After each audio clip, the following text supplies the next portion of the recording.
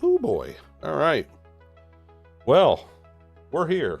Barely. We barely made it. Last second technical issues, but we are here. We made it. What's going on, everybody? Welcome to Monday Night Live. I'm your host, Jordon Cox. Welcome, welcome, welcome. Let's get everybody in here. It was a little shorter of an intro here because we were battling some technical demons, but we are here. We're live. This is what happens when you put on a live show. You know, everyone told me I was crazy, and I am. I absolutely am. But we're here. We made it. We're gonna get into some of the very brief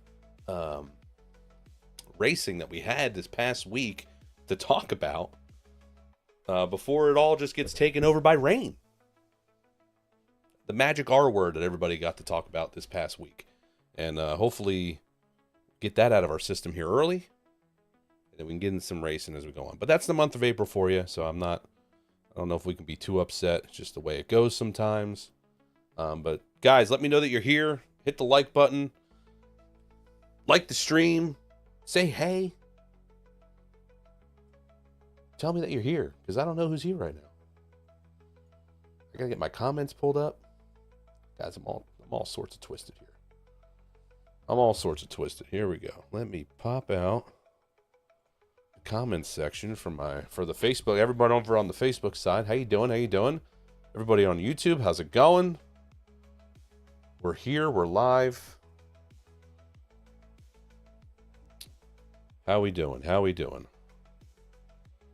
Hey, Sam. Yo. Travis, how you doing? Hi. Marie, hi. Jamie, hi. Yep. You're here. Mike Burns, I am here. Awesome. Kathleen, we're firing it up. We're fired up. Jim is Kathy. All right. Good to see you, Jim. Glad you're here. Josh from South Carolina. How you doing? John, howdy, howdy, howdy. All right. Let's get everybody in here. Let's go. Let's go. All right. And for those of you who maybe didn't see the post, I only got the post a couple hours ago. But we're going to have my dad coming in here in about 10, 15 minutes-ish. So we'll have the legendary Flumpton Speedway late model legend, Phil Cox, will be joining us here in just a few minutes after we get through some of the business. Gary from Kentucky, how you doing? Hello.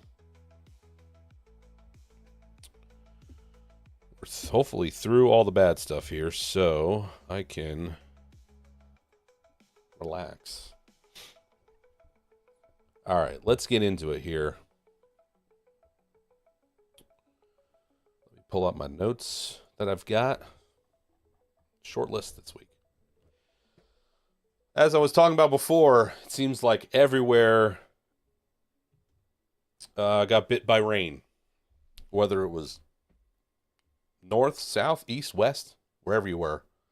It seemed like rain, wind, tornadoes, just about everything found us. I know up here in the Northeast, we got hit.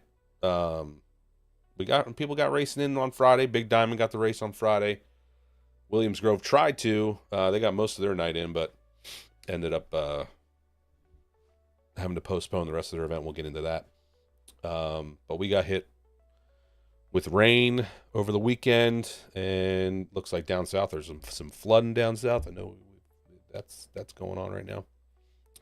And a lot of other areas that they were supposed to be racing ended up getting postponed or pushed back or just flat out canceled. So that's the case when we hop into right off the bat here. I got the World of Outlaw sprint cars. They were predicted to have some heavy rainfall on Wednesday because they were supposed to be running the Jason Johnson Classic at Arrowhead Speedway. That's getting pushed back into October. They're going to be doubleheading that. They're going to do a doubleheader with 81 Speedway. So the racing that was canceled at 81 Speedway in Kansas will now pair up with Arrowhead Speedway on a weekend. I have the dates here. October 24th and 25th. So they're going to move those events. The one they started at 81 Speedway will be paired up with Arrowhead Speedway, 24th and 25th, for the World of Outlaws, for the Jason Johnson Classic, to make those events up down there. So, but for right now, April 11th and the 12th, so this upcoming weekend, you will have the World of Outlaws running at I-55. I don't know why I blanked there for a second. The Federated Auto Parts Spring Classic will be Friday and Saturday at I-55 out in Missouri. So you can catch the Outlaw Sprint Cars doing that. Outlaw Late Models, the World of Outlaw Late Models. Thunderstorms, flooding. Out where they were going to be running this past weekend, or this past week, at Atomic Speedway. So they're going to be postponing that.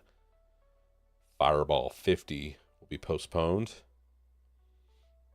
So they had to postpone that early, just to make sure all these guys traveling back and forth, just like the Outlaws did. They had to make sure they got everybody taken care of early with all the bad weather coming in. Like I said, a lot of areas affected by flooding, so they had to make their calls early as well. But next up for the Outlaw Late Models, they're going to be heading to Farmer City, Illinois for 3 nights. The Illini 100 at Farmer City Raceway. That will be the first time you guys get to see the Extreme Outlaw Midgets presented by Toyota. So they'll be paired up with the Outlaw Late Models over at Farmer City Raceway coming up for the Outlaw Late Models. So no racing there. Lucas Oil Late Models, they are off. That's planned. I think I told you guys last week as well, but I'll tell you right now. Next time you'll see the Lucas Oil Late Models will be at Georgetown Speedway for their portion of the Melvin Joseph Memorial on the 25th of this month, April 25th. High Limit Series. Again, weather. The extreme winds that blew them off the racetrack. They didn't get to run at Vado Speedway. They had to cancel the racing at Route 66 in Texas, and Dodge City Raceway Park in Kansas also was canceled with all the weather that was being encountered by everybody across the Midwest there as well. Yeah, so their next up is Texarkana 67 Speedway on the 30th. And then they will be at Texas Motor Speedway, the dirt track at Texas Motor Speedway, Thursday and Saturday, May 1st and May 3rd. So that'll be next up for the High Limit Series. So end of the month and beginning of next month, you can start catching up with the High Limit Series. Jeff, nice shirt, Jordan. Do you have Freedom 500 results? I don't. All I know is Travis Pastrana won. There you go. That's all I know. I know the Travis Pastrana won. I should have. It was racing. It was the only racing going on. I'm not the only racing going on. Yeah, I do know that Travis Pastrana won. So congrats to Travis Pastrana on winning the, what was it, a C8 Corvette that he spray painted immediately after winning it. These guys, unbelievable.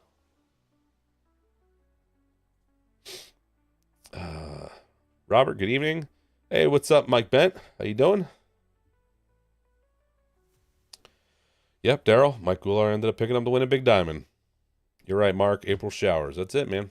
That's how it goes, right? Let's see here. USAC wingless sprints were supposed to be running again. Affected by the rain. Let's see here. They were on the schedule for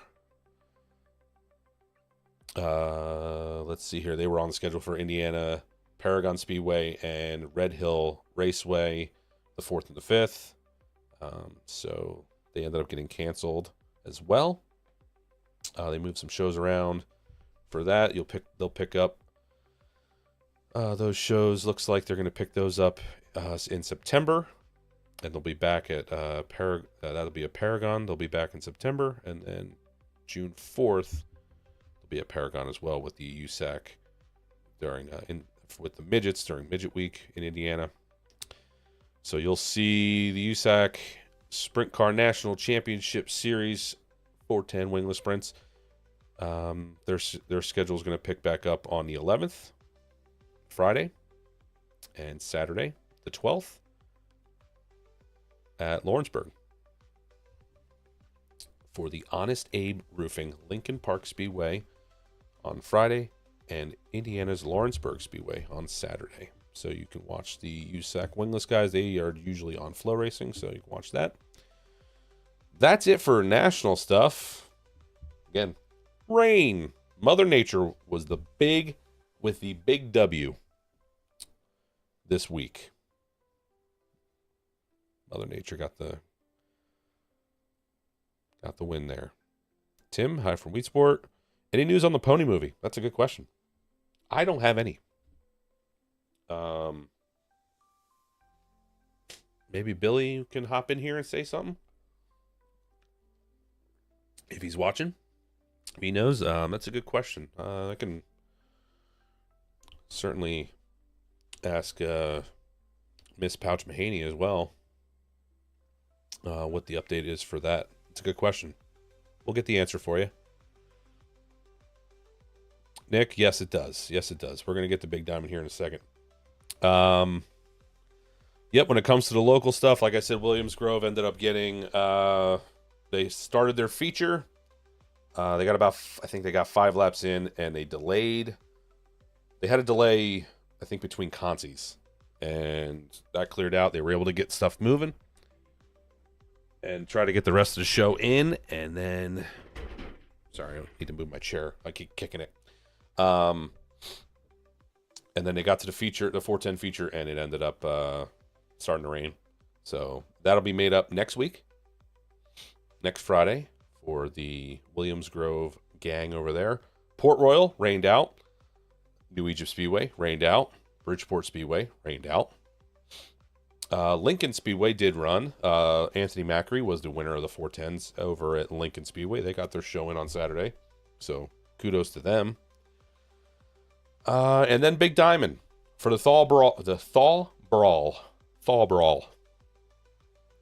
2025 Thaw Brawl.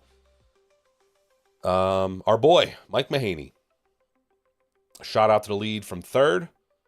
Was leading, running away with it, handsomely running away with it. Lap 16, motor woes came knocking, and he would give up the lead then and there, and Mike Goulart would end up picking up the win for the Thaw Brawl. He would take home the 4K. So Mike Goulart, Ryan Cragen, Dwayne Howard, Ryan Godown, and Matty Ice, Matt Stengel would round out the top 5 for the Thaw Brawl at Big Diamond. Tough break for Mike and the boys. Got to talk to Mike a little bit today. He broke a rod is what they seems like they've diagnosed happened to the motor. Not sure what they could have done or what happened. He was happy that they got that motor in and was running pretty good. But it isn't the old saying that they always run best before they go kaboom. But that's the word. He said he was still in decent spirits about the whole experience. He took the positives out of it and is moving on to the racing coming up this upcoming weekend. And that's it. Billy was unable to qualify for the show. If you watch, I will give you a brief description. If you have not watched the vlog from this past week, from Friday at Big Diamond, just got caught up on the initial start of his heat race. Billy, I'm talking about. Billy got caught up on that initial start of his heat race. Some guys got tangled up in front of him. He was trying to get out of the way, busted up the right side Nerf bar there and pushed it back into the tire. They ripped it off, sent him back out. Track said, nope, can't do that, which pretty sure is a rule anywhere. You have to have all your bumpers and rub rails on.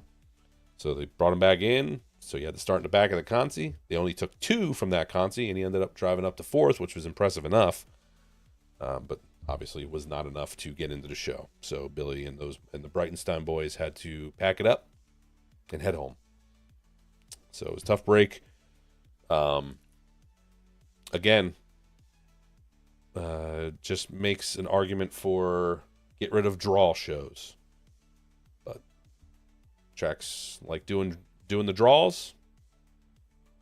If you're bad at drawing, I mean, you had the tale of 2 nights. I mean, you know, if Mike's motor stays together, it's the tale of 2 nights. You have a great draw. He starts up front, runs great, you know, does his job, stays up front. Then you have the bad draw, bad luck, stuff that you have no control over happens to you, and you have a crap night. So it sucks. We all know that Billy is fast. He literally just won the coal cracker there the last time he was there. So it's not like he doesn't know his way around Big Diamond. It's just a matter of bad luck. So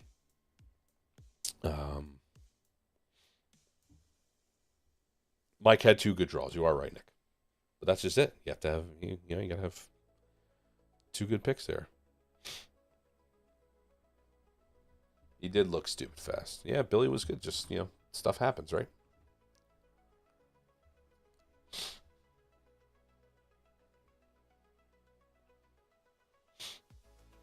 Let's see here. Yep, that's what happens. Just some stuff. Just, stuff happens. It's just the way it goes sometimes. Let's see here. Where did my notes go?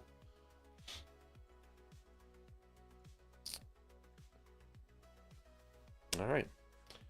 Hey, Dad, get ready. Put your Bowman shirt back on and get ready. You got a 2-minute warning here. All right. We'll do an on this day, which will kind of lead into my guest.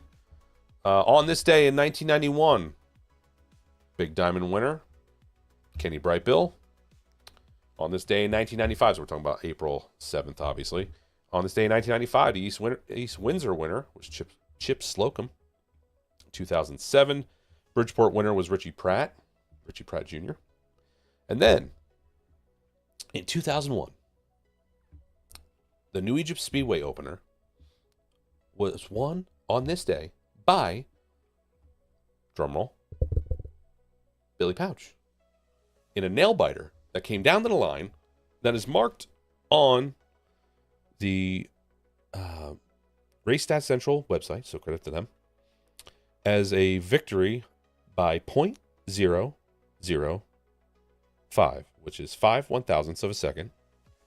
Billy Pauch was a winner over Kenny Brightbill. In that race, making his first big block start, and I'll ask him here in a second, making his first big block start at New Egypt Speedway in however long, was my dad, Phil Cox, making his debut in the Diamond 1 at New Egypt Speedway. I believe he finished 13th. So we're going to bring him in here.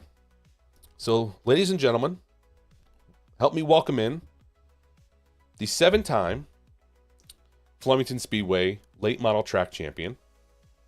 1 on dirt, 6 on asphalt. He's got 50 wins to his credit at Flemington Speedway in the late model, between the late models and the sportsman division. 55 wins total amongst all those divisions. My apologies. 50 in the late models. 55 amongst his Flemington Speedway and 1 win at Nazareth. He is also my dad.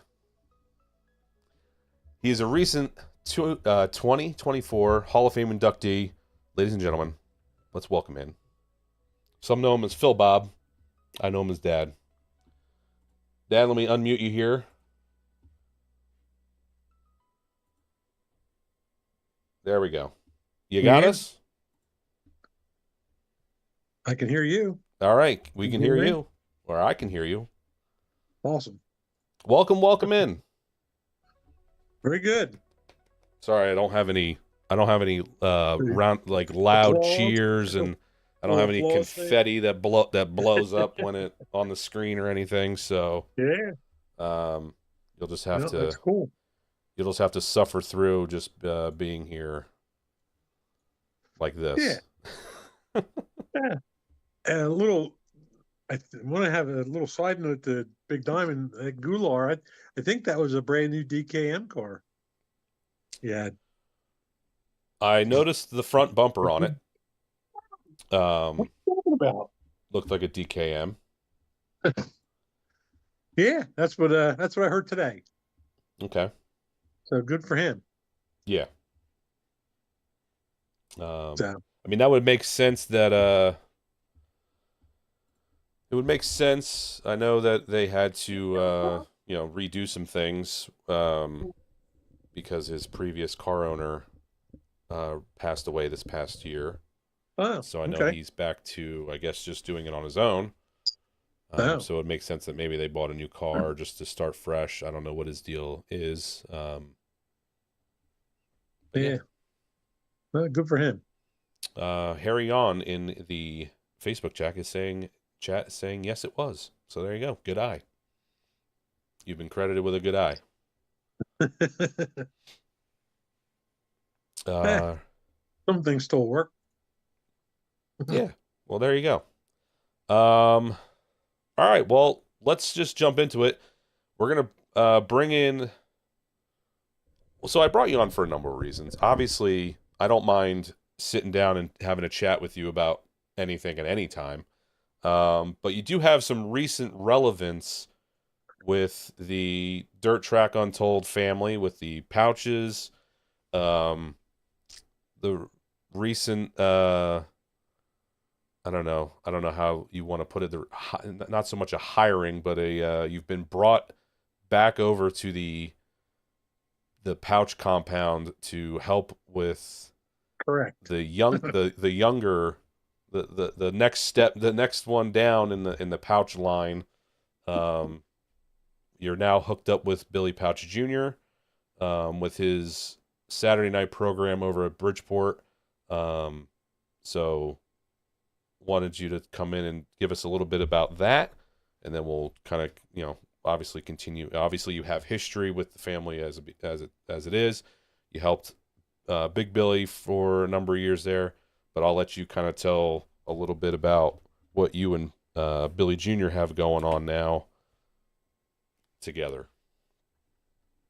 Yeah, well, he just and it was kind of the same deal with his dad. He just needed somebody, another set of eyes, another set of hands to go over because he's got a lot going on. You know, he's got many cars in that garage. He's racing everywhere, and it's tough for him to do everything. You know, he's everywhere.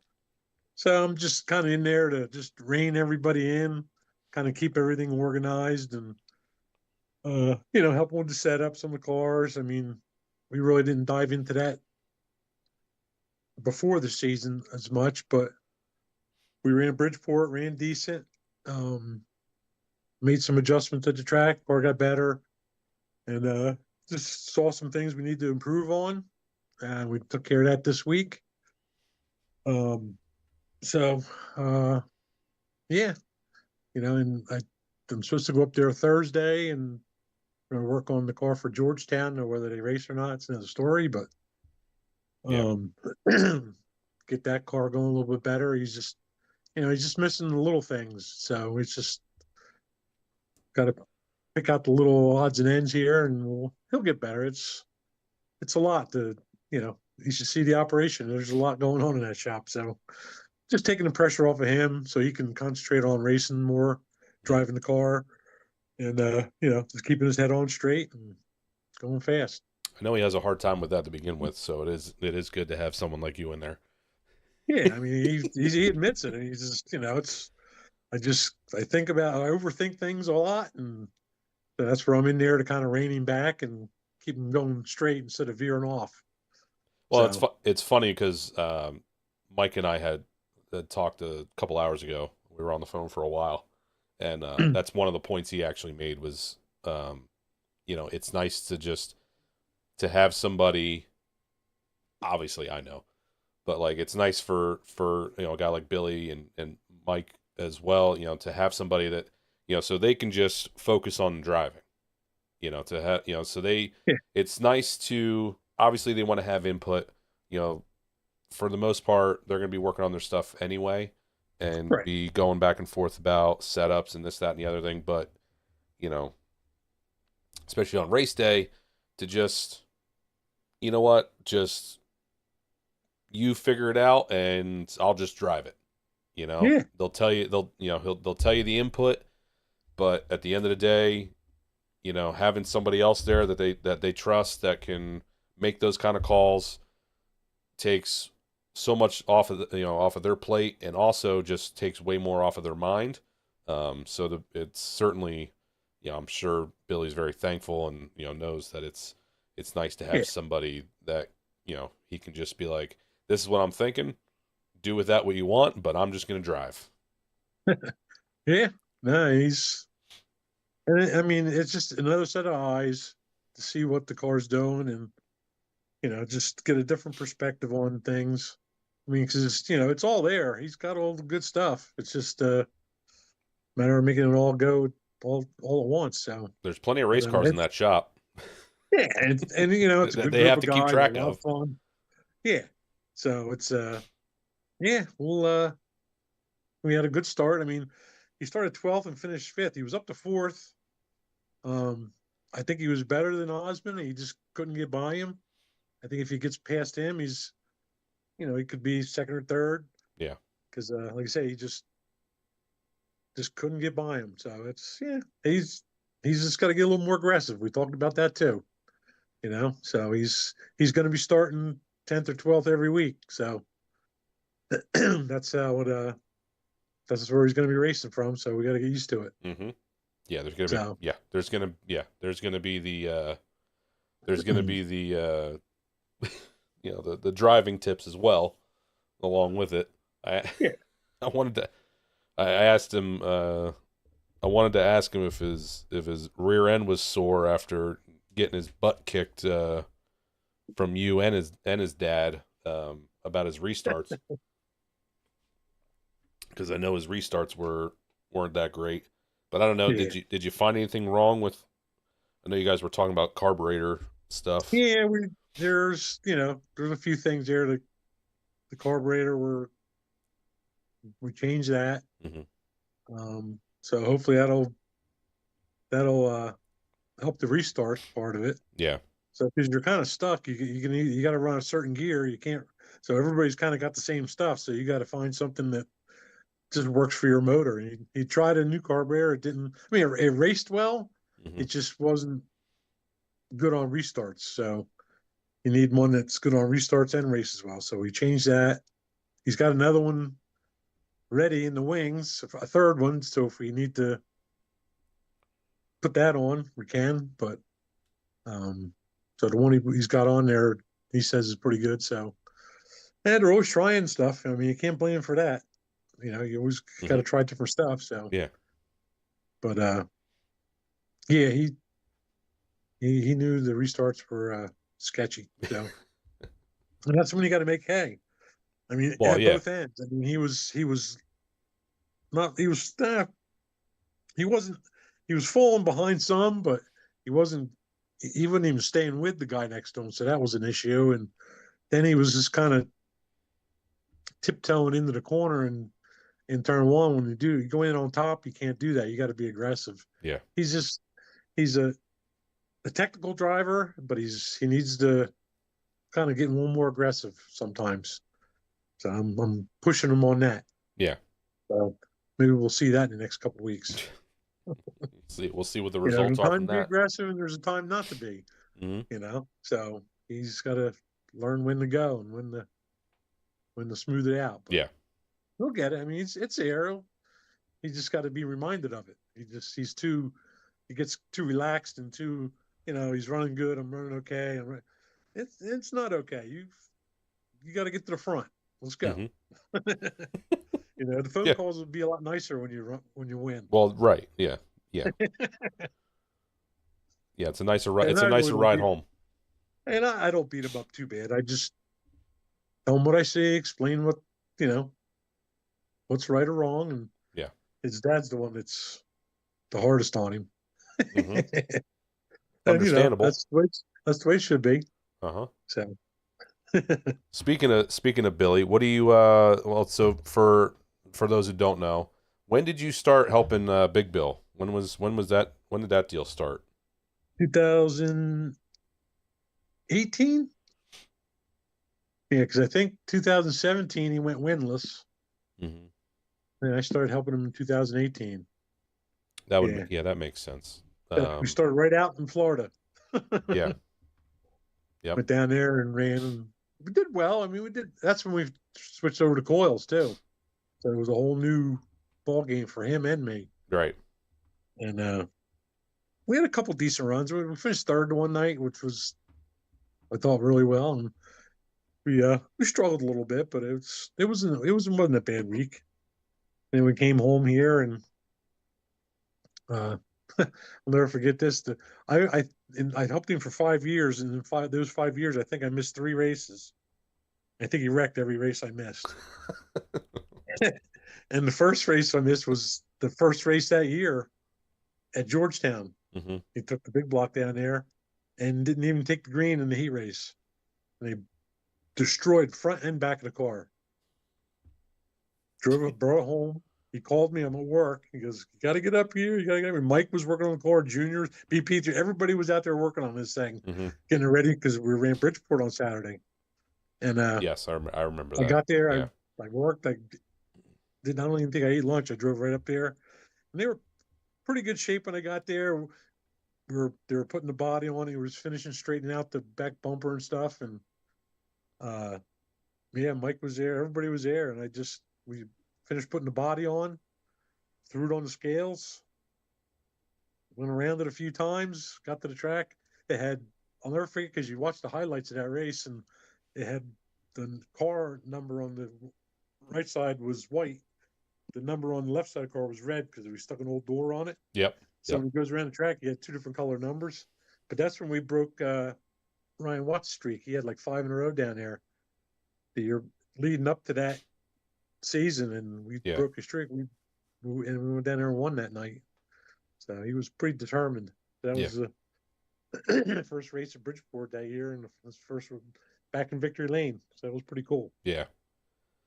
Yeah, that was I know that was definitely a big draw for him to try to get some good help was him not finding Victory Lane the year prior, and that was definitely part of the conversation. Not that anybody by any means was sitting there going, well, Billy Pauch is done. It was just a matter of, well, here's maybe a harsh reminder that they had to take a different route, which was, okay, let's bring somebody else in who's available to help out, and you were the guy. Yeah, it was pretty neat. I mean, like I said, he had all the stuff there. And eventually ended up running. We had 3 cars going at one point, Mm-hmm. and it was a lot of fun. It really was. Like I said, he did a lot of work. He's a hard worker. I mean, it was all I did. I mean, I'd go there on 2 nights a week and go through the car on one night and scale it the next. And he pretty much trusted me to do that. He would just, here's everything, and he'd walk away. Yeah. He'd come by every once in a while and ask me how I'm doing. I'm like, all right, I'm doing fine. And he come to find that I'm a lot fussier than he is come certain things. And so he would just leave me alone. If there was something he wanted to work on or wanted to try, he would stay there and we'd work on things because, he was always tinkering, building shocks and stuff like that. So there was times where he was there too, scaling the car, just trying different things. But for the most part, he took care of the motor, and I took care of the chassis. So it was pretty neat. A lot of fun. A Yeah, lot of fun. yeah. No, I know the two of you had a Yeah. good time. Um, I mean, so I'll just cut in right here because we had a good question from John on YouTube here. Um, he was asking if you could explain the difference between the left and right side panhards and coils versus torsion bars. So I don't know where you want to start on that one. The difference in the right and left side panhards is the left side. Uh, it just sticks the right rear tire so much more than the right side, because the right side just it allows the car to roll over more. It kind of takes a little bit of bite away from the left rear, but the cars are a lot smoother.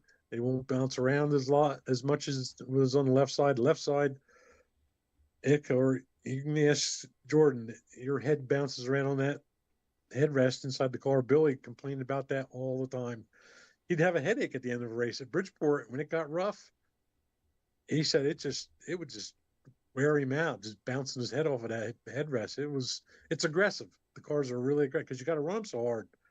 And It's a it's I a mean, it's a it makes the car it gives the car drive and all that, but man, it's hard on the equipment and it's hard on the driver. at that Where when the biggest welcome back to me was literally the first couple nights I ran. You know, doing the first time with the left side panhard, and the track's rough, and I am all over the place because I'm not used. I'm used to, all right, if there's a hole, you can just set the car into it. It might bounce around a little bit. Not with the left side panhard. You're going for a ride. You're going to go for a rough ride, yeah, and it's not yeah, fun. because it just plants that tire so much. And with the Yes. torsion cars, they were so much more forgiving on a rough track. They would just glide through the holes. It didn't the holes really, unless they were super deep. Torsion cars would just slide right through them. Yeah. Where coil cars wouldn't do that. They were you wanted to try to avoid the holes. They were bad. Yeah, and So and the two of those are kind of paired together. You're talking about a change in both of those things because it's the right side panhards were kind of paired with torsion yeah, bars and torsion right, cars. right. Now the left side, with the left side panhard, you're paired back with coils, and so they kind of go hand in hand together. So then Yeah, so they're all going to do different things. yeah. Um, And yeah, I think the people that tried the left side panhard with torsion, and we tried it, and it didn't work out as well. It was too much movement. The hmm, bird cages are wide. Them torsion arms slip slide. It just wasn't a good system. yeah, We tried it, and we didn't like it. So we just eventually, I think it was about I want to say it was the beginning of the third year. I think when I was with Billy, we sat down and he goes, "What do you want to do? We want to," and we just decided to go coils with everything. Just pulled the plug on the torsions and made everything a coil car. We that, and I think that I'm not sure. It was that year, the year after, we bought a car that was built just a coil car because everything else had torsion in it. yeah. So we uh we bought an actual coil car. So the last 2 years he had one. So And now they were good. that's kind of the norm now. Yeah. I mean, and that's what's made what Big Diamond and Grandview have going on.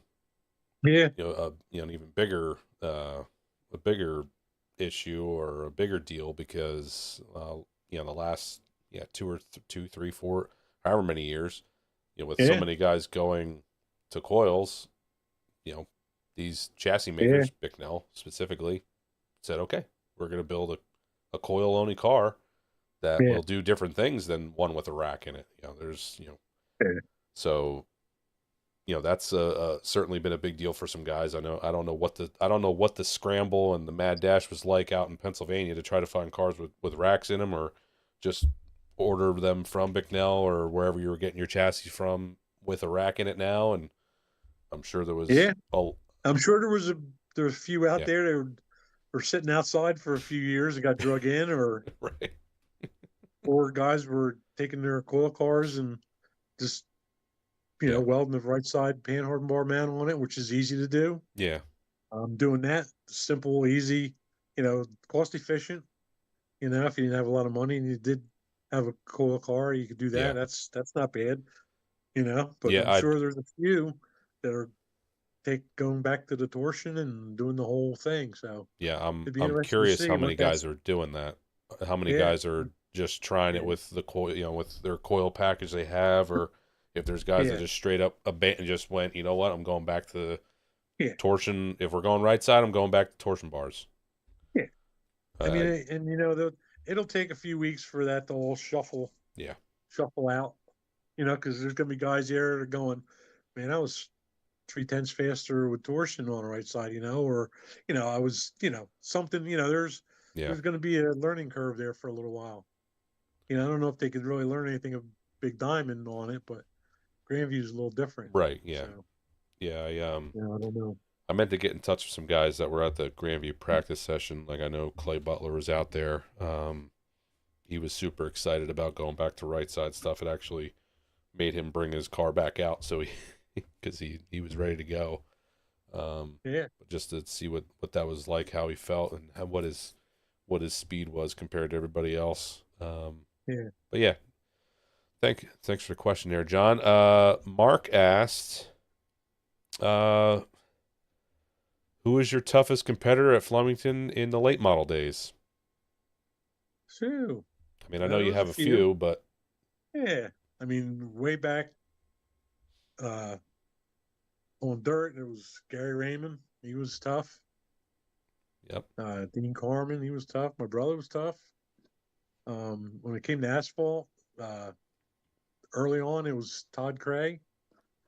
He was he had his act together there. He was running late models before we were, yeah, so he had a good, pretty good car. Uh, Pete Britton, when he ran against us, he was always tough. Jimmy Wismer, he got his act together there toward the end, and he was always fast. So there was a few of them there out there that were tough. But Todd Cray was probably about the toughest. He was always fast. Always had good equipment. We were just racing out of a barn. right. Well, so that brings me into so that kind of just leads me into so again for those not familiar with who you are, so you were obviously a very successful race car driver yourself in your own right. Back in Flemington Speedway days, I mentioned you had success in Nazareth as well when you went and raced there. Obviously you raced at a bunch of different racetracks, whether it was with, you know, late models, street stock. When you went to the sportsman division, you ran modifieds. Um, so we have plenty of racing there to talk about as well. One thing that I like hearing you talk about is your actual start of your career and the kind of gray area around your actual start of your racing career. So I don't know if you want to just dive into where, when, how you got started, and your early years of your driving career. Yeah, I was. Well, my brother raced. He ran a late model. We built that car. He ran uh, East Windsor with that, and then Flemington. So he was running like 2 nights a week whenever he could. And I was like, well, this looks like a lot of fun. I was working on cars I might as well be able to enjoy racing them. So I was only 16, so uh, somebody had to drive me to the racetrack, or at least drive me to the Pennsylvania border, so I was old enough to drive. But Yeah. it was a lot of fun. I ran a street stock in Nazareth for a year. Uh, I was still in high school. The one kid that I was in Votech class with, he raced. I raced against him, and as soon as I raced, I would just load up and leave, and he would collect my money and bring it to me at school on Monday.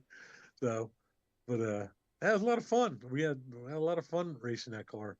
It's just yeah, just an old street style. And there you start with Billy Pauch. I bought the car from him.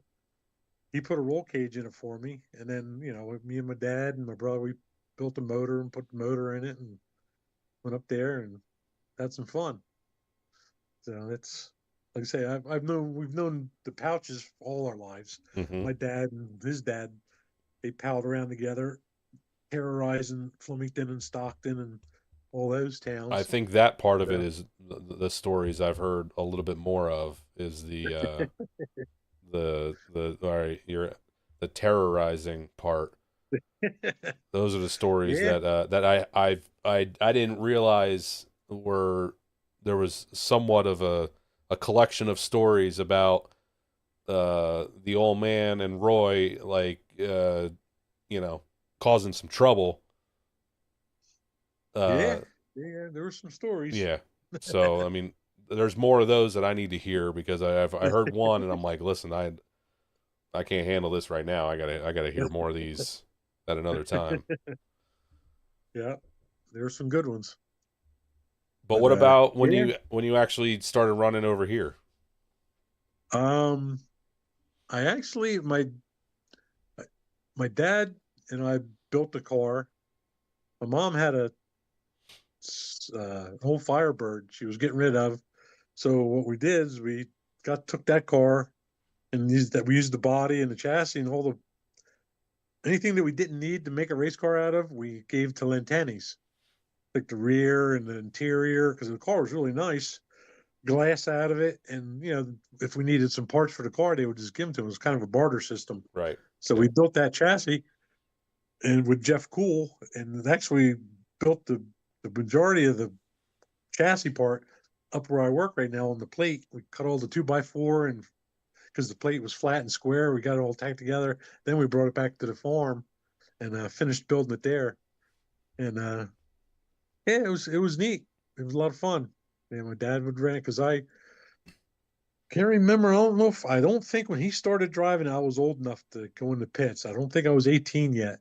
So I still stood on the outside and watched him race for a little while. But when I was old enough, he let me drive it. He would like run the heat race and I'd run it in the feature. And so then we did like a year or two of that. And then eventually we put a Nova body on it. That's when I started racing it all the time. Yeah. You know, and then we stripped the old Firebird body off and put a Nova body on it. That's where we started there and started racing. Yeah, that was 80. I think I started racing 81. That would have been my When guess. I started racing that, that was the first year of that Nova body. Yeah. Yeah. That was a lot of fun. Good times. Was the infamous barrel roll in turn one, was that the end of the old man's career? We tried to slow him down after that. Yeah. Right. Yeah. Yeah. That was, yeah, I ran that car 2 days later. That was during the Really? fair. Yeah. We rebuilt the motor, put that in it, and he went out there and uh, he started in the front of the heat, and he had to be a half a track in front of everybody, and he just kept going higher and higher and higher. And Well, that's how Uncle Eddie tells the story because he was yep, running second to him. he was running second. Yeah, and he said that right rear caught that fence and pulled him in, and it was on. It was on after that. It Yeah. was, round and around it went. Yep. It seems like I don't know if it's got to be every year now because Aunt Patty posted, I think, or somebody posted. I think Aunt Patty might have like there's the series of the photos on Facebook of Okay. just fence He Slane did a good over, job of that. yeah, fence over, then over again. You see the street sign that's used as the belly pan. You see, Dover and Denville. yeah, the Dover and Denville sign. And then there's, but what's missing, and if I remember correctly, there's a picture from the aftermath of you guys all standing around it on the racetrack. Yep. Yeah. But that There is one's a picture. I don't never know. shown anywhere. Okay, just the wreck is shown. Yeah, Yeah, if just there the is wreck a, is a shown last picture of the. of the sequence. There's an end photo to the sequence of everyone standing around the car. Yeah. Yeah, and it looks like you're yelling at them, but I don't know if you're just talking loud to them. Probably isn't. What are you thinking? Because it was funny because he went out for warm ups and he comes in and said, "Oh, the motor's a dog. This thing don't." I can't use the words he used, but he said the motor was just dead. It was no good. So Yeah, he went out there in the heat race and was leading it by a straightaway, and well, it got him in trouble. It was enough to get him in trouble. yeah, right, yeah. Yep. Um, let's So see here. it made for a lot of work, but we got her going again. Yeah, and some late nights and Yeah. Jim. Yeah, the one. I mean, yeah, right up over here. Yeah, next to. Yeah, that's the car I ran last year, and then that's us and Victor. That's us and Victor. I'll see if I can grab it without tearing my headphones out. Yeah, this one I have. Well, let me see if I can get it in the camera here. I'm shining the light on it. That's the Diamond One in Victory Lane. There we go. That's better. So there he is. There's It's you. that's me there with the checker flag. Mom's up there, and then the half of the Flemington Speedway pits is pit crew there. Yeah, my crew from when I raced and merged with Yep. Charlie's crew. Yep. So it was a pretty big crew back Hold then. on, let me see if I can. I just want to point this one out right here. That's M. Stoy. Michael, Jim Stoy, yep. Stoy right there. Lester, I think you're watching, buddy. I think I saw your name Yeah, pop up. You're over there. yeah. Everybody's in there. Yeah, there's Charlie too. I didn't even realize Charlie was in the picture. All right. So yeah, Jim, that's I know you were. I'll just put that back up there. I'll put it back up later. Um. But yeah, that's when you started running for Charlie. What 94? That was when you went Somewhere from. around there, yep. Something like that. Yeah. Yeah. So Ran yeah, 'cause yeah, we ran the tar car in the first year asphalt. And then we switched to the late model with Kenny. I think we ran mhm, 2 years. Yeah, 2, 3 years. Yeah, probably 94 with Charlie yeah. to the end. Yep.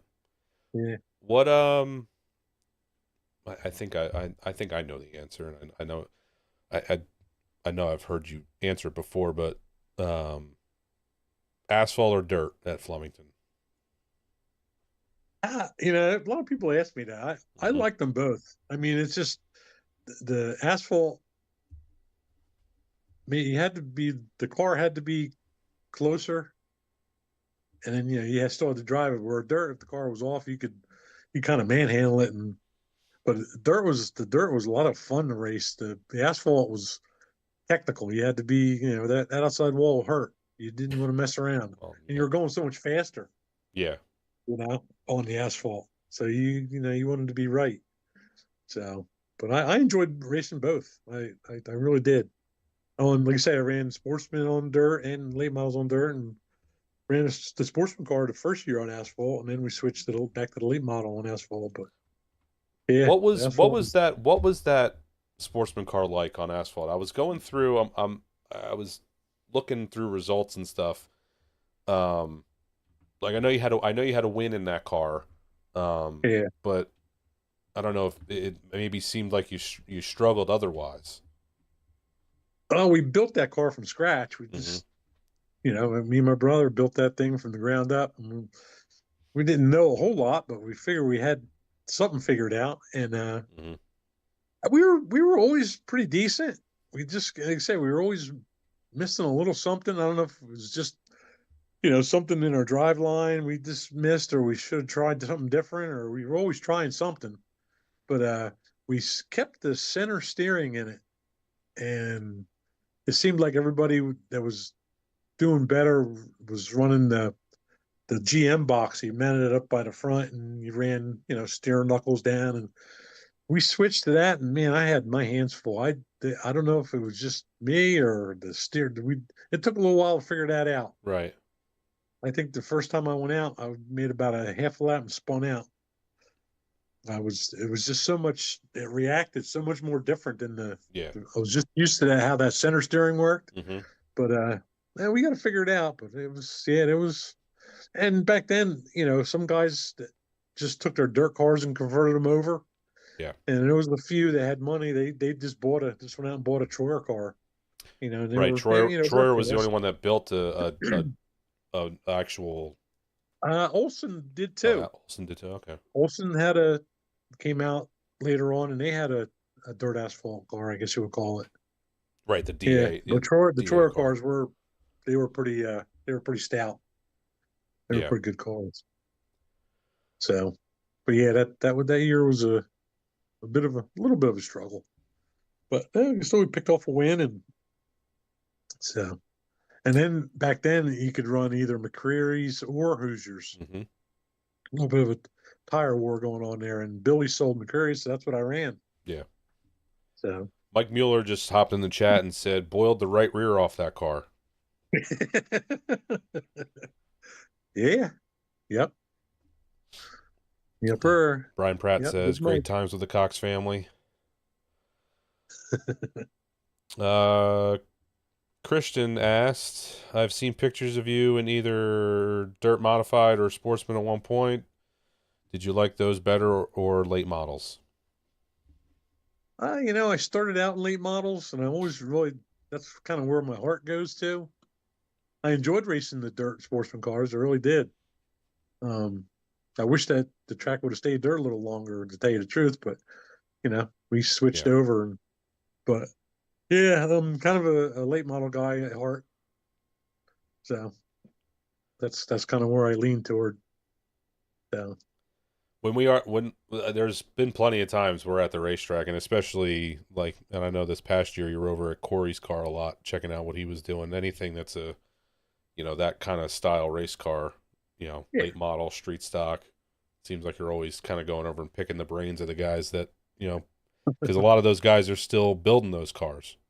yeah, So it's, you get to really get to kind of talk shop with those guys because they're still building their stuff. yeah, yeah. It's neat. Yeah, like I say, I'm kind of excited to see Billy run a late model there in Hmm. Bridgeport down in September. Yeah. Kind of got that one worked on the calendar. Yeah, that's gonna be neat. Um, Yeah, yeah, that's gonna be really cool to see how what he thinks and how he reacts to, because it's gonna be. I just for me, my opinion doesn't mean anything, but it's just that the whole idea of sitting in that part of the race car. I mean, you just get going and you just you figure it out, but like sitting that low. In that part of the car, you got all this over here. You still got all this race car on this on this side of you. yeah, The sportsman cars modifieds. Being able to see both corners in front of you, see everything out in front of you is I don't know. Like I said, I don't really know any different, but to right. be so to be on the left side like that, and to have all that race car all around you, and to be kind of locked in like that, it's got to be tough to drive. Yeah. I mean, I can't speak for that style late model, but Yeah. all the stuff I ran, I always like to sit really low in the car.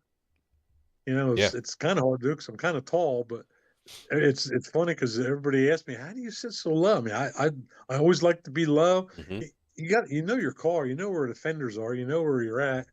So, but Yeah. I just always like to be low and just kind of just peek just enough so I can see over the hood. That was it. That's Yeah. all I needed to Yeah. do. Let's So, see here. John asks, seems every race team loves practical jokes. What's your favorite practical joke story from over the years? Anything you can tell on air? uh, Anything come to mind? not not so much. I can say all those guys were really good guys. They did joke around a lot. There's plenty of fight Um, stories. Yeah, we got a few of them. We got a few of them there. Yeah. Yeah, but no practical jokes there. We not too. I don't know. Those guys. I'm sure there is somewhere along the line, Yeah. but when you're and you do you got to keep it light. You got to have fun. But when you go down the racing, that's when everybody gets serious. But yeah, we always had fun. We always had fun before and after. That was Yeah. our thing. Mm-hmm. Yeah. We shut down the pits just about every Saturday up there. I mean, me You just need the being a kid, beer. I That's remember supposed to just be. it just we were just there all night, just there, and when Yeah, the lights got shut off, it didn't matter. Everybody still kept hanging out. yeah. They'd have to throw us out. They'd come and gobble us up. Let's see. Christian asked, "Did you ever pull a Dale Earnhardt and bang out the floor pan of the late model so you can sit even lower?" I just made sure it was low enough all the time. Mm-hmm. And, back with not so much with the dirt car, you could only do so much. You could get low, but as time went on, everybody built seats and stuff. And I remember in the late model, they had either a layback or a 10-degree seat, Yeah. and I just like that. Just that got me lower in the car. So that's the kind of seat I ran. Yeah. Because I had to have my legs stretched out because I'm kind of, like I said, I'm a little tall. So, Mm-hmm. but yeah, because I remember the first time I ran for Charlie, we, the car that Sammy Beavers raced, he destroyed that the last race. So they had another chassis. So we took everything off that was salvageable off the one car, put it on the new chassis. And we got a late start. We were a little behind the eight ball, and I don't know if we were still waiting for Jimmy Snyder to get the motor done or what the deal was, but I had never sat in the car before I went to the racetrack. So I get in the car and I'm monkeying with the seat belts and I'm getting everything ready. I'm trying to kind of fit myself. I go to put the steering wheel on, it doesn't fit. The steering wheel was too big. I had to run down, and actually I think it was Courtney's dad. He had a Yeah. steering wheel. Yeah.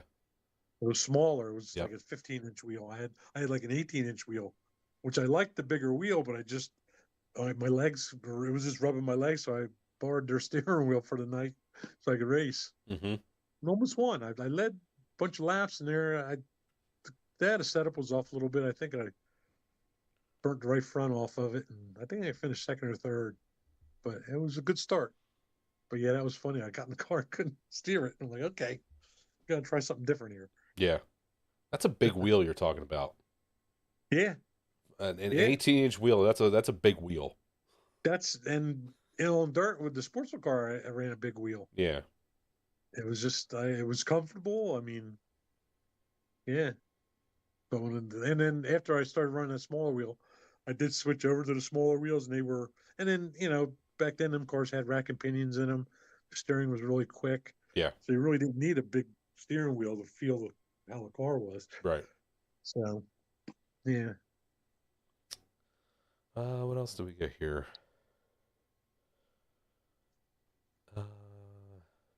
Do you have a favorite paint scheme that you ran? The that black 17B when I ran for Kenny Psalms, that Yep. car, the gold leaf, Yep. that car was sharp. The black and the blue, and the one of the later cars with Charlie was the white car with the red roof and the red. Mm-hmm. The last car you ran for him. Skirt. Yeah, I think it was the last car. I Yep. like that paint scheme too. And then to tell you the truth, the cars almost look better without lettering on them. When they came back from the paint to get painted, Yeah. they look so good. Yeah. But yeah, those were probably two of my favorite ones. Is when I raced for somebody, and then when I had my own car there, that one year, uh, Dave Garboski lettered it. It had all kinds of colors on it. My dad called it the taco wagon. Yeah. He had stripes, different colors, and Yeah. the car looked good though. It was, silver was a tough color to match up with anything, but Right. he made it look good. Yeah. I gotta see. I just came across the dang. I just came across the the the black and blue car, Right. and yeah, it's so simple. There's nothing. It's just black and blue, but it's, for whatever reason, the Yeah. way the numbers on it, the Yeah. white pops off of it. Um, We dang, had the I chrome gotta, wheels that really made that car really look good. yeah. And Rich did that one, right? Yeah. Yep. Yeah, because I know Rich and I actually talked about, and it just didn't work out with the way my, um, racing years kind of went there. We talked about doing a throwback, and I was going to run a 17B for a year, because I just wanted to duplicate this car because it was such a sharp looking car. Dang, I'm not gonna be able to find it. Of course, I saved it on my phone. Um, but oh, maybe it's under here. Hang on, bear with me. We'll answer something else here. Anybody else got? Oh, actually, no, I didn't. So what? So oh, here it is. All right, I'll have to hang on. I gotta save it. But so obviously the most success you had was on asphalt. Yeah. I mean, that I mean, the 1 year on dirt, the last year I ran it, late models, that was, I think, I you had had 9 the wins. most wins. You had Yeah. 9. Yeah. I looked it up. And then, like I said, every year with the late model and the asphalt, I mean, I always picked off 3 or 4 because we didn't really race a whole lot either. Hmm. We only ran 15 races so winning 3 or 4, that's a third of the races. So that's Yeah. not too bad. So,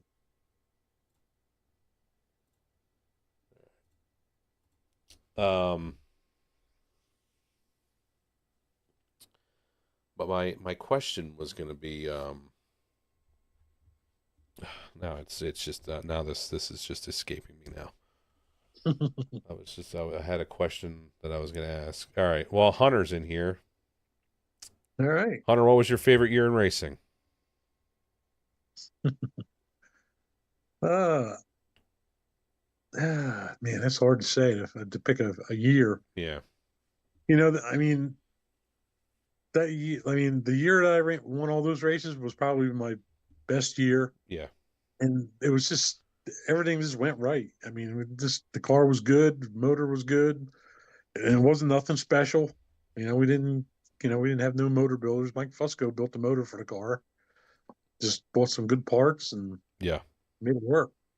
I mean, that car was we bought from Matt Solinski.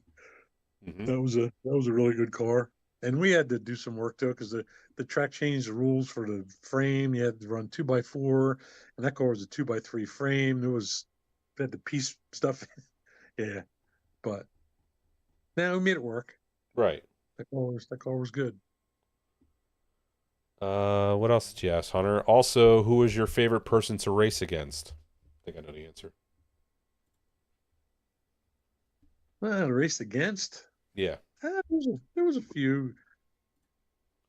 I mean, I always liked to race with my brother. He was always tough. I didn't. Check one off for me. People I do always that. ask me if I like racing. I mean, when you're on the track, he's just another car, and that's how Right. I approached it. I always did, and everybody thought I was kind of funny for that. But you can't treat people different because you know them. It's Yeah. everybody's got friends in racing. But Hmm. I like racing against. I like racing against Joey England when it was asphalt Hmm. on dirt. I mean, it was there toward the end. There wasn't not that there wasn't any competition, but there was. I raced against Gary Butler there toward the end. Hmm. After I left, he dominated that division. Yeah. He got a new car and he kicked everybody's butt. Yeah. Gary put up some numbers after you got Yeah, out. yeah. But yeah, there was a few guys. It was like Loesch. He was so fun to race against because you knew where he was going to be. on asphalt. But like I say, Todd Craig, anybody that made me work for it, I liked racing against. I mean, Todd Craig, he was always fast. It was weird because we really never raced together a lot. It was either I was out front and something was going on with him, or I was in the back working my way to the front. But we never really raced a lot together, which was really weird because we were always both really fast. So, but yeah, that was yeah, he was tough. Let's see here. Just had a good one lined up. Christian asked, since you had most of your success on asphalt, was there ever an opportunity or a call from a lower NASCAR team, like a truck team or ARCA, to get you into that level? Nah, nobody ever never called about it. We actually had a truck in our garage at one time. A guy came up when Flemington had that truck race, and his truck wasn't done, so they got a hold of us, and we brought it in there and helped him finish putting it back together, and got him to the racetrack. So Yeah. that was pretty cool. That was Buck Baker's son. Oh, I forget his first name, but yeah, that was an all-nighter. Right. Yeah. Him going to the racetrack, so that was pretty cool. But no calls for NASCAR. Flemington was small. I mean, not that you couldn't get noticed, but yeah, we really weren't putting ourselves out there or doing anything like that. So, but all right, yeah. we'll do one more here because it's from Mueller. Ask him about his superstitions and the night someone came in the pits eating peanuts, and him, Joe England, and Ray Everham all wrecked. Yeah, I don't know what they say. I'm not superstitious. I'm just stitious. Well, just a little stitious. But I mean, I green and peanuts was my biggest thing, I guess. Yep. I mean, you can dispute it all you want. I just that time in Florida when that guy's weight came off the car and went through my windshield, and we come in there, and one of the guys from the restaurant we were hooked up with standing there eating a bag of peanuts. That kind of sets things straight. Yeah. He was I can attest to that one. I was there for that. He wasn't allowed to bring peanuts. Anything peanut related, he was done. He felt so bad it wasn't funny. He's lucky he was allowed back in the pits. Yeah. Or anywhere near the race car. Yeah. But yeah, that was pretty that was bad. That could have got ugly. Yeah, that's when we would have hit me. I would have been I probably wouldn't. I don't know if I'd be here right now. Yeah, no, that's one I try not to remember, because I didn't understand it so much as an 8-year-old kid, but I remember seeing the piece, and going, oh, okay. You remember seeing it on the scale? Is that where you remember? Because it had the big scale, big scale, and that piece of weight sitting right in the middle of it, and 300 people in the pits standing around that scale. Yeah. That was and the track took it seriously. They did everything they could to New Smyrna. make it right. Yeah, New Smyrna. New Smyrna, yeah. I mean, I tried to make it right on the track. I tried to throw it through his windshield, but it hit his quarter panel and bashed that in. Yeah. So the only other thing I remember from that happening was trying to replace the windshield on the car. and I don't remember who it was. Somebody drilled through a tire. Yep, we were using the tires as a workbench, and they were drilling the holes in the drilling the new holes in. And then somebody drilled through a tire. I'm just standing there. I'm standing trying to stay out of the way, and they were using the tire to prop everything up, and they drilled right through a tire, and I just remember going like, "Oh, okay, this is even worse. Yeah. This is even worse now." Yeah. Let's see. All right, one more here. What was your favorite chassis that you ran? I guess we'll do late model. I know you Yeah, ran a I mean, bunch of different ones as a we ran the Port City sportsman and modified and cars, and we stuff. ran the Hal cars. The Hal cars, they were good. Yeah, So we had success with the Port City cars, but the Hal cars, once we got it, man, we were just instantly fast. Some yeah, things were good. yep. And as far as the dirt, um, even the sportsman and the late model, we built our own car. I bought one car. I bought it from Artie Lenteni. That was a Troyer car, and I ran that for a season, and it was the nose of the car was bent when I got it, and I knew it, and he told me about it. So what I did is I cut the front of the car off, and basically put my own front end on it, and I ran that. So, but the car my brother built, I went to race with that. Hmm. Um, but yeah, the Hal car was probably one of the better cars on asphalt anyway. And like I say, the car we built ourselves, I like because we kind of emulated two or three different chassis builders because I kind of liked certain parts of each of their cars.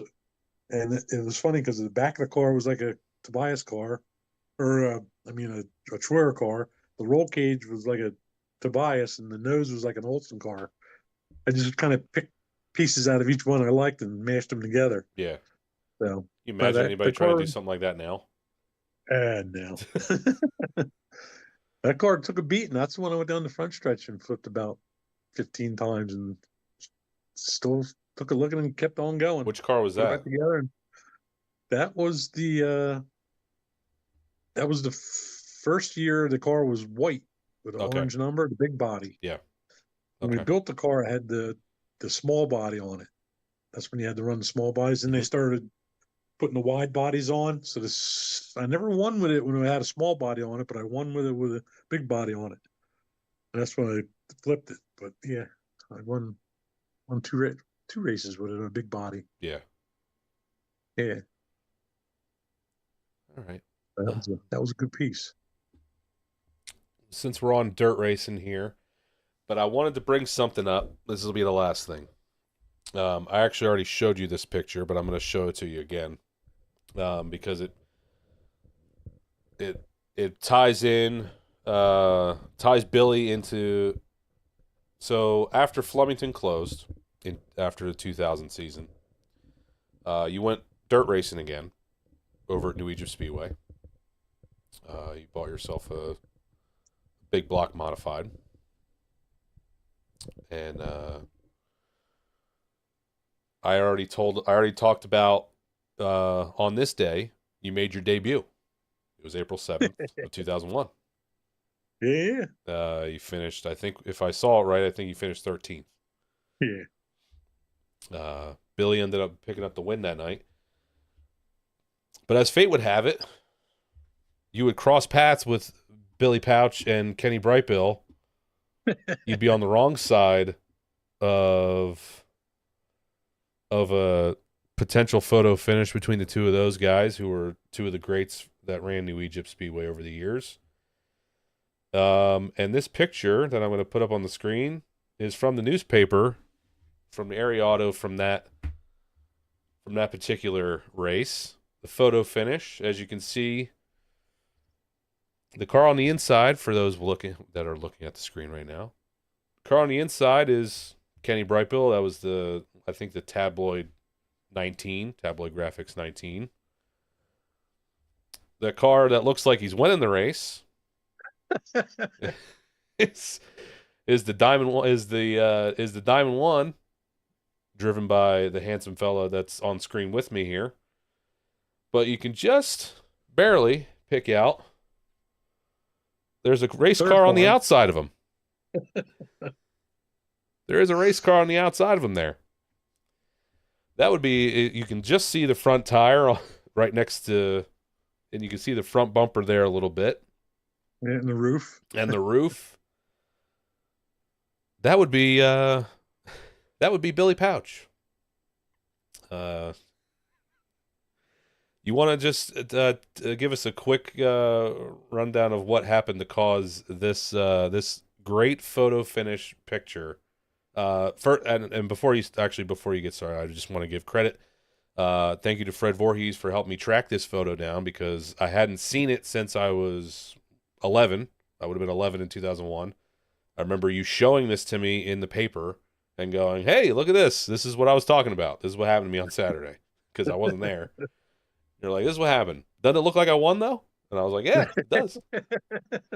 And I remember there was a story behind it. But I'll let you. So again, I just the on this day, it reminded me of this finish. This was from I think May, so it was a little bit later in the season. So it was a couple weeks into the season. But I'll let you take over and tell the story behind this photo, and I'll make it a little bit bigger so everyone can see it. Yeah, I mean that it was coming down the end of the race, going down to three, and right in the middle of 3 and 4. Man, I got punted from behind. Well, it set me sideways and got me out of shape. And next thing you know, this Tabloids 19 drives up next to me. I'm like, oh, okay, I better get out of his way. Well, now we're down the front stretch, and next thing you know, there's a car climbing up the outside of me. I was just trying to get out of everybody's way. I felt like you said, he hit me pretty hard to get me out of the way, but I'm like, Yeah, well, I'm not going to back off and let him go by me, but he just pushed me up far enough, and I guess Billy the Kid was coming with a head of steam. He drove over the back of my car. It pushed all the sheet metal from the front back bumper right up next to where I was sitting. It would just pushed everything forward. But hey, he got the win, so I got to give him credit for that. well, Can't be unfortunately, too mad at it. Brightbill and Kenny ended up with the win that night. Yeah, that's right. Brett Bill did win it. Yeah, That's right. Billy it literally did everything he could to try to win it. Yeah, but that's what happened. Brett Bill just basically pushed me out of the way. Yeah, I guess he had enough of me. I didn't know I was in the way, but yeah. he gave it to me. So, Was there a conversation with Billy afterwards? uh, not really. Really? Yeah. Barbara came over and said something to me. She's not mad. She just kind of gave me this look like, like I should have moved down or something. I didn't know anybody was there. But it was funny. Billy never said a word. Yeah. Never said anything about it. I'm sure he saw everything that happened. Yeah, right. I mean, Right. I'm not. He's probably saw Brad Bill driving inside of me to push me out of the way. Yeah. So, but yeah, that's the highlight of my modified career right there. I'm mashed between two of my heroes. Yeah. I gotta get in touch. I gotta get in touch. I forget it's Doug Doug Rothermel. I gotta get in touch if anyone knows how I can get in touch with him because I would love to actually have this photo in physical form. So Doug, if there's any way that somebody can get me in touch, I'm sure I can get in touch via the other photographers. But I am going to be looking to try to get this photo and have it framed for all time. Yeah. But yeah, that's that one. I like I said, it came across as I was going through some stuff. I was like, oh, that was a photo finish between Billy and Bright. But I was like, oh, what about there was that one. There was one Dad was in. He was in the photo.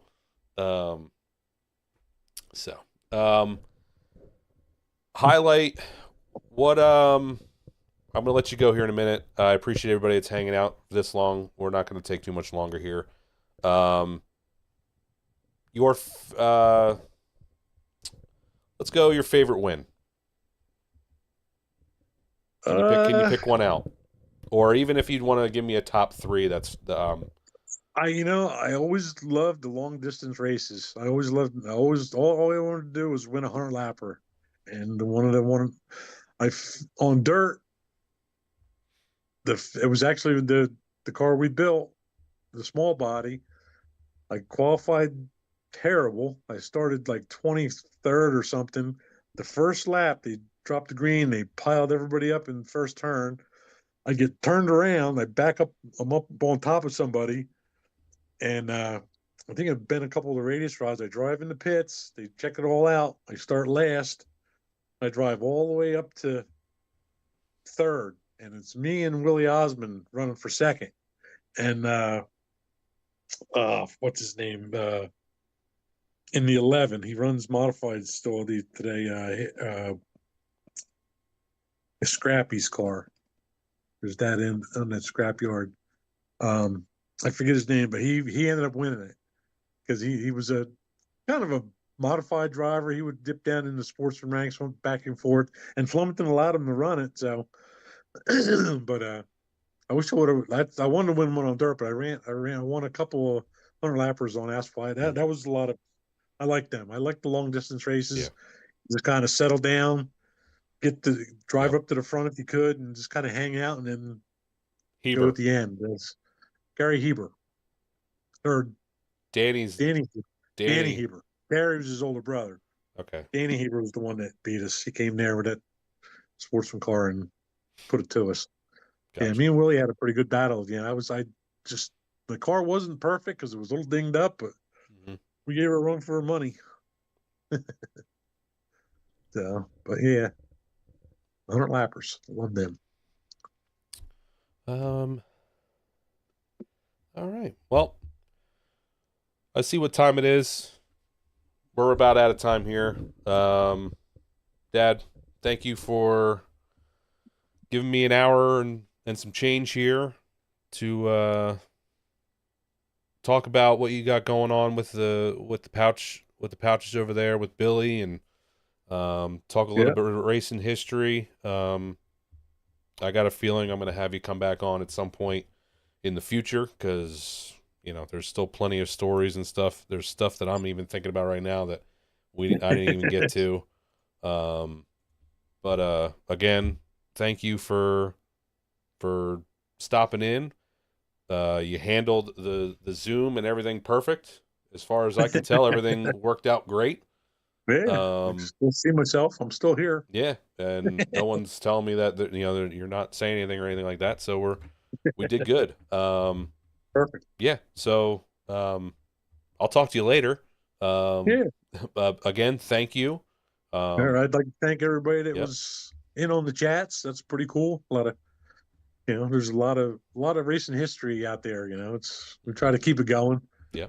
So all the stories they're cool. There's a lot of fun. We had a lot of fun racing. Yep. There was no question about that. Yep. Yeah. Like I said, we'll definitely do a part. Yeah. Yeah, Tim, it'll be part 2, 3, 4, who knows? All right. Dad, I'll talk to you later. Again, thank you. Right. Love you. And thanks, we'll everybody. Talk soon. I love you. All right. Excuse me, guys. Sorry. All right. And that was my dad, Phil Cox, the legend himself, legendary Flemington Speedway driver. And now, I don't know if you want to call him crew chief or head wrench, or guy that has to keep Billy Pauch Jr. in line, however you want to describe it. But that's what he's got going on now. What happened here? Oh, there we go.